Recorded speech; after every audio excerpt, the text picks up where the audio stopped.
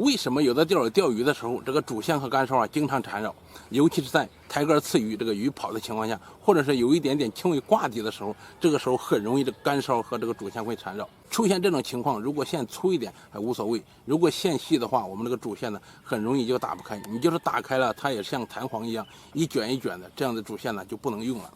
那么如何避免这种情况呢？其实很简单，就是我们在前期我们绑竿梢的时候一定要注意，这个竿梢绳我们不能绑得太长，也不能绑得太短，太长和太短都会让这个竿梢很容易的和这个主线会缠绕。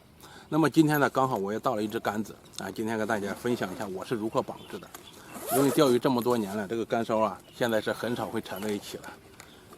刚好就是今天到一只杆子，实地的给大家绑一下，也是有一定的小技巧的。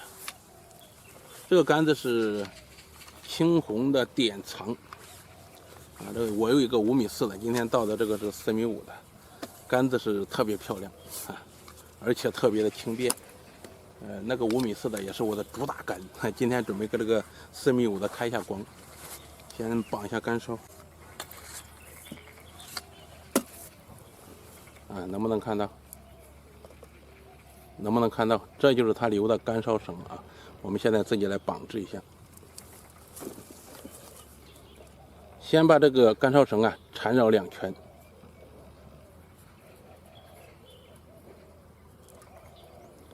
像这样缠绕2圈，能不能看到？缠完以后，把这个头从这个孔这里钻过去。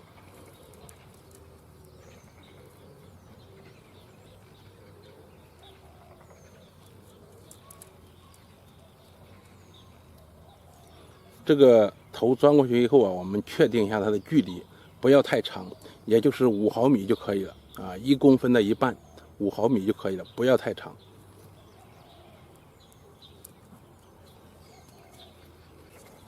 拉紧，拉紧以后这里就是一个结。那么这个时候我们把上面给它剪掉，剪掉以后拿这个火机烧一下。如果太长的话，也是很容易缠线的，而且太长我们收缩竿梢的时候也不方便。我们先把上面这里给它剪一下大家注意不要齐这个根剪稍微留一点点，等一下让我们烧的时候，它这里可以有一个怎么说，有一个结。好，然后把露出来这一点呢给它烧一下。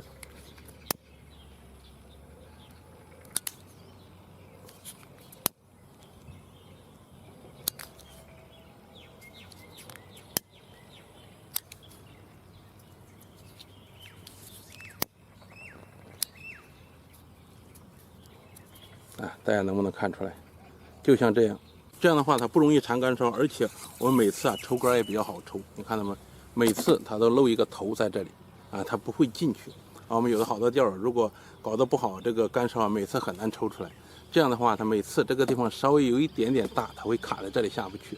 看到没？一拉就出来一拉就出来了这也算是一个实用小技巧吧。今天就分享给大家，我们下期视频再见。